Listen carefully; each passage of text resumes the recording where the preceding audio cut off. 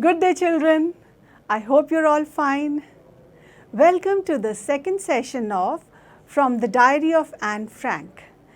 This is in your NCERT Class 10 textbook, First Flight.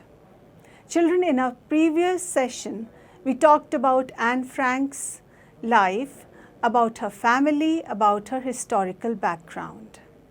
We talked about her relationship with her family members and her friends, especially her father, whom she adored, and her grandmother, whom she loved and whom she missed very much after she died.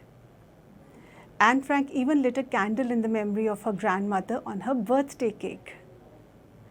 Anne had several friends with whom she played and whom she talked about everyday affairs with, but she did not have a close friend, not a real friend, with whom she would share her secrets.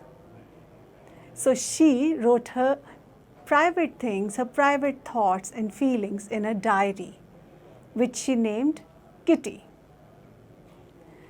Today we will get a peep into Anne Frank's school life in the second session.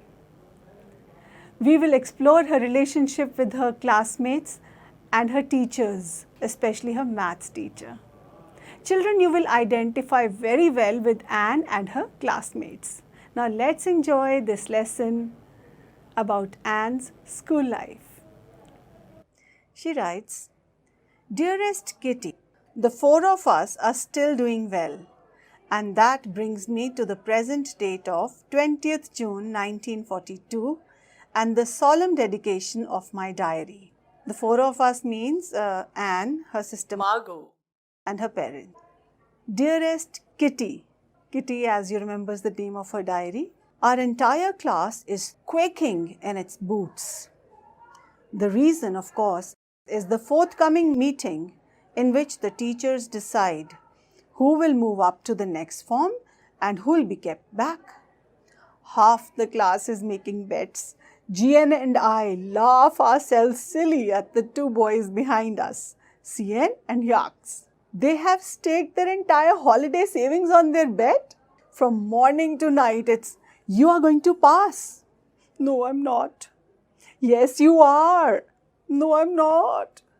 Even G's pleading glances and my angry outbursts can't calm them down. If you ask me, there are so many dummies that about a quarter of the class should be kept back. But teachers are the most unpredictable creatures on earth." Why was Anne's entire class quaking or shaking in its boots? Because they were very nervous about their results. They were to get their final results and it had to be decided who would go on to the next class and who would be kept back. So how were the children passing the time as they waited for the results? Many of these children were making bets. Some had put their entire summer savings at stake. And she and her friend G made fun of those nervous boys. Children, I think you can all relate very well to the classroom scene. You can understand the nervousness of the children before the results. You might have felt the same before your results. Some children are petrified that they may not pass. Others are confident of doing well. How do you feel? Confident? Do you comfort your less confident friends? I'm sure you're a very good friend and you must be cheering them up and giving them more confidence. Children, does Anne think everyone should pass? No. According to Anne, about a quarter of the class, that means 1/4 of the class, should not be allowed to pass because they hardly respond or take part in any of the class activities. She calls them dummies. She says that teachers are very unpredictable. They might just pass these children, the dummies, who are weak in studies.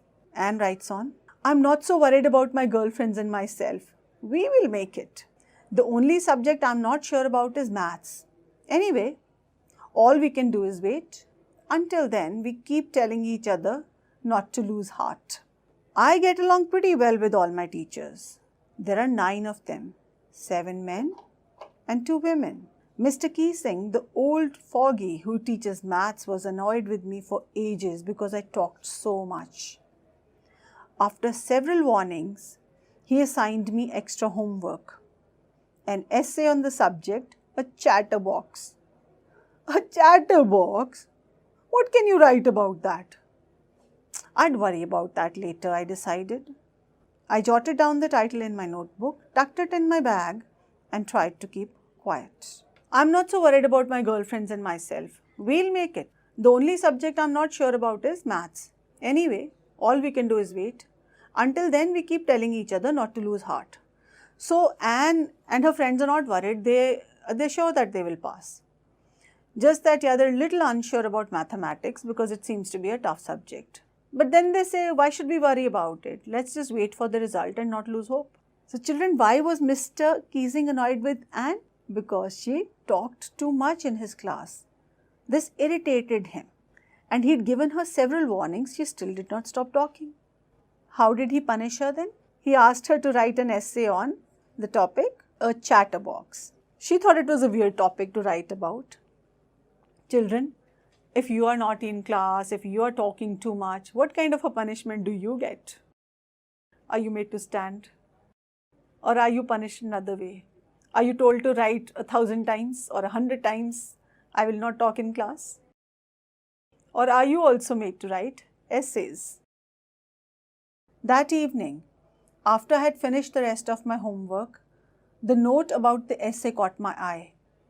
I began thinking about the subject while chewing the tip of my fountain pen. Now she's in a pensive mood, she's thinking deeply about it. That's why she's chewing on the tip of her fountain pen. Children, do you chew on your pencils or your pens? It's not a good habit, not very hygienic, but yes, a lot of people chew on the pencils and pens. Anyone could ramble on and leave big spaces between the words, but the trick was to come up with a convincing argument to prove the necessity of talking. I thought and suddenly I had an idea. I wrote the 3 pages Mr. Keesing had assigned me and was satisfied. I argued that talking is a student's trait and that I would do my best to keep it under control, but that I would never be able to cure myself of the habit, since my mother talked as much as I did, if not more, and that there's not much you can do about inherited traits. Mr. Keesing had a good laugh at my arguments, but when I proceeded to talk my way through the next lesson, he assigned me a second essay. Now, he laughed at the argument, but when she kept on talking, she did not keep quiet. He gave her another essay to write. This time it was supposed to be on an incorrigible chatterbox. I handed it in and Mr. Keesing had nothing to complain about for 2 whole lessons. So for 2 more lessons she kept quiet. However, during the 3rd lesson he'd finally had enough, and Frank, as a punishment for talking in class, write an essay entitled Quack, Quack, Quack, said Mistress Chatterbox. So children, till now she's been asked to write 3 essays. The class roared. I had to laugh too, though I had nearly exhausted my ingenuity on the topic of chatterboxes. It was time to come up with something else, something original. My friend Sani, who's good at poetry, offered to help me write the essay from beginning to end in verse. So, with the help of her friend, she writes an essay in the form of a poem. I jumped for joy. Mr. Keesing was trying to play a joke on me with this ridiculous subject, but I'd make sure the joke was on him. I finished my poem and it was beautiful. It was about a mother duck and a father swan with 3 baby ducklings who were bitten to death by the father because they quacked too much. So what was Anne's poem about? It was about a mother duck and a father swan with 3 baby ducklings. And those little baby ducklings were bitten to death by the father because they quacked too much. Here she is implying that Mr. Keesing is being hard on her by stopping her from talking. Luckily, Mr. Keesing took the joke the right way. He read the poem to the class, adding his own comments and to several other classes as well. So Mr. Keesing was so impressed and so amused that he read it out to the class as well as to several other classes. Since then, I have been allowed to talk and haven't been assigned extra homework. So now he's kind of given up trying to stop her. He knows that she's incorrigible. He knows that she'll just go on talking. On the contrary, Mr. Keesing's always making jokes these days. So he's actually become way more light-hearted. So Anne ends this diary entry with, yours, Anne. How did Mr. Keesing punish Anne? Mr. Keesing gave Anne several warnings to stop talking in class, but when she did not stop, he decided to punish her. He did not make her stand in class. He did not ask her to leave the class. He did not even ask her to sit alone in the corner, nor did he ask her to sit right in front. Rather, he found a very interesting and innovative way to punish her. Although he was a maths teacher, he asked her to write an essay on a chatterbox. This was meant to make her realize her mistake and improve her behavior. In addition to it, it would improve her creative and writing abilities. So children, Anne had said earlier that teachers are unpredictable. Do you think Mr. Keesing is unpredictable? Yes, quite actually. So when Anne talks so much in his class, he doesn't scream at her, he doesn't send her out of the class, he doesn't punish her in another way. He makes her write an essay. And when she writes that essay, in which she makes a point that she cannot stop talking because it's a student's trait, and she cannot stop talking because her mother talks too much, which is amusing for anybody to read. But yes, he could have got angry at such an answer. Yet, he doesn't get angry, he laughs. So that is how we can see that Mr. Keesing is unpredictable. Children, let's have a quiz now. The diary was given to Anne for her, the options are 12th birthday, 13th birthday, 14th birthday or 15th birthday. The diary was given to Anne for her 13th birthday. Good. The next question is, Anne's diary was published as The Diary of a Young Girl, From the Diary of Anne Frank, Anne Frank's Diary, The Diary. I believe Anne's diary was published as The Diary of a Young Girl. Good, very good. Anne's entire class was excited, shaking with nervousness, crying, or none of the above. Anne's entire class was shaking with nervousness. That's true. Now, why do you think they were shaking? They were worried about their results. Yes, ma'am.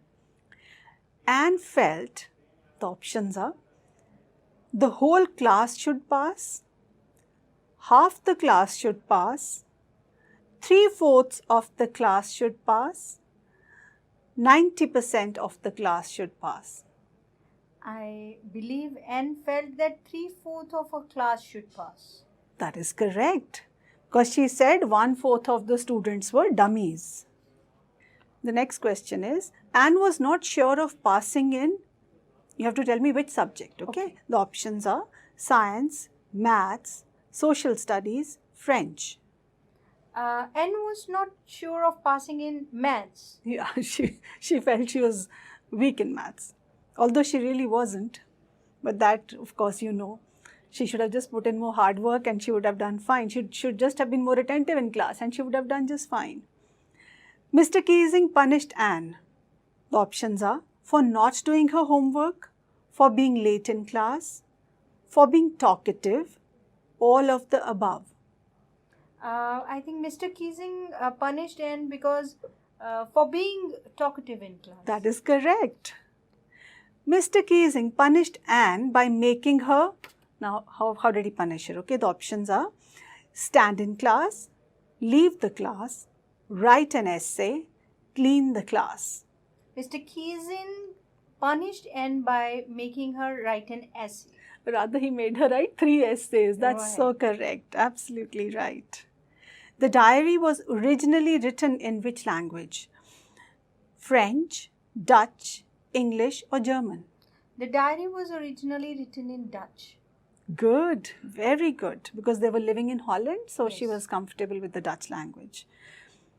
And justified being talkative in class by saying, the options are, it is a habit, it is an inherited trait, the class is boring, both A and B. I believe and justified being talkative in the class by saying that it's a habit and it is an inherited trait. So the answer is both A and B. Excellent. Which date did Anne record the incident of Mr. Keysing's class? 12th June 1942, 20th June 1942, 1st August 1944, 12th June 1944. I think it's option number B, 20th June 1942. Very, very well done. You're a brilliant child. Children, let's do an activity which will enhance your language skills. Now look at the following words: headmistress, long awaited, homework, notebook, stiff-backed, outbursts. These words are compound words. They're made up of two or more words.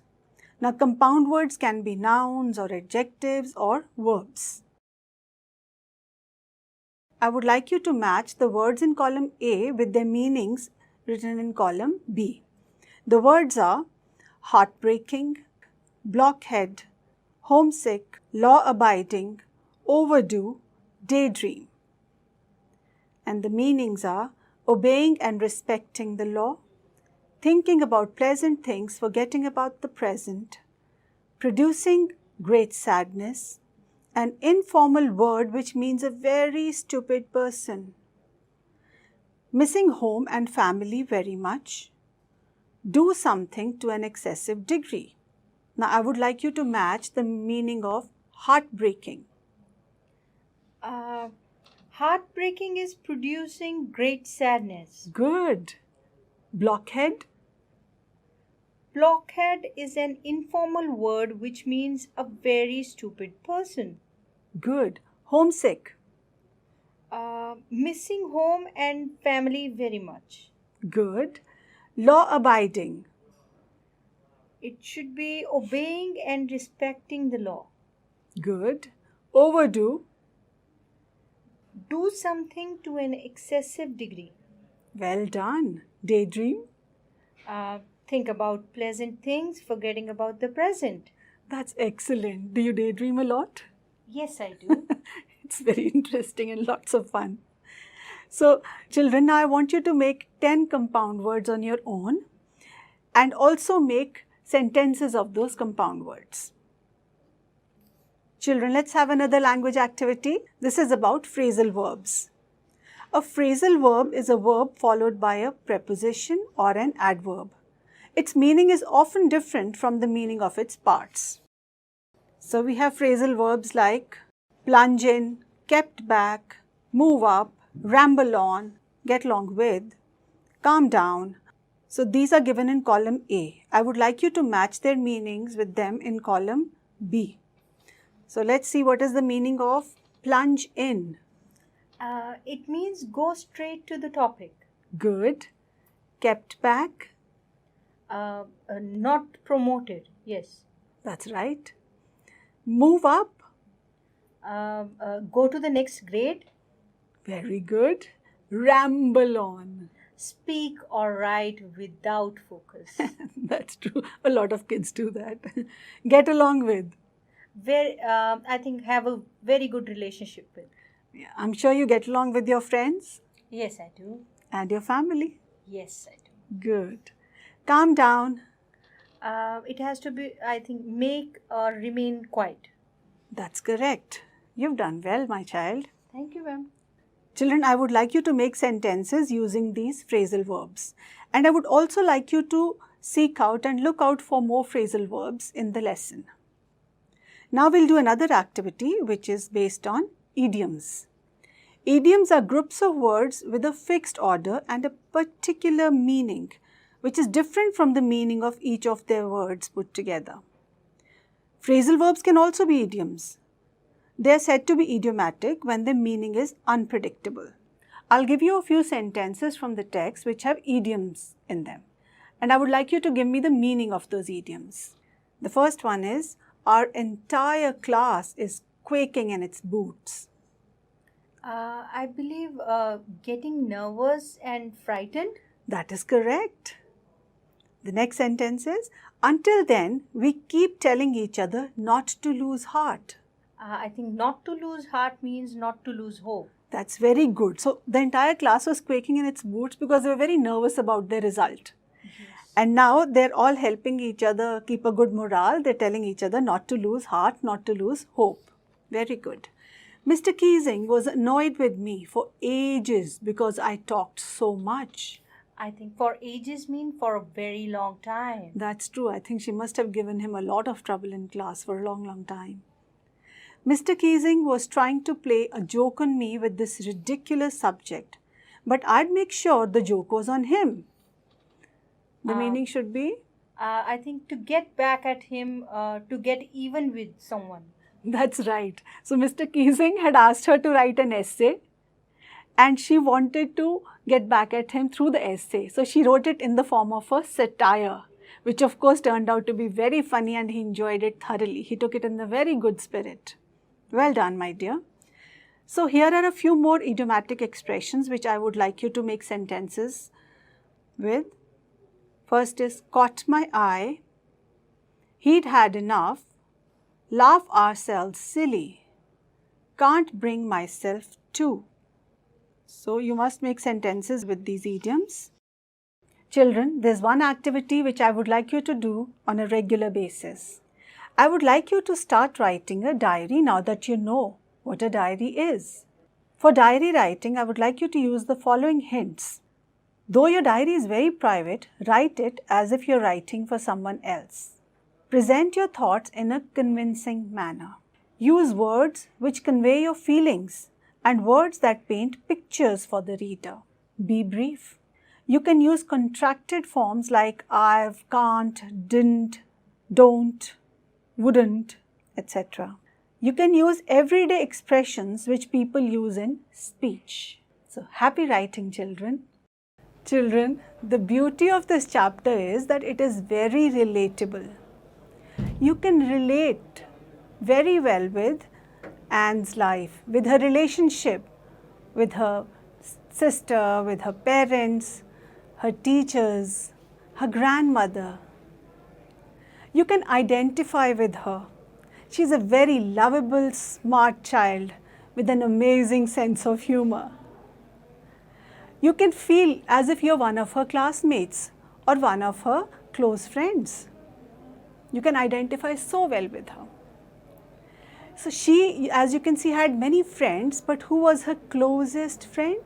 It was her diary, which was a constant companion for her, especially through her days when she was hiding from the Nazis.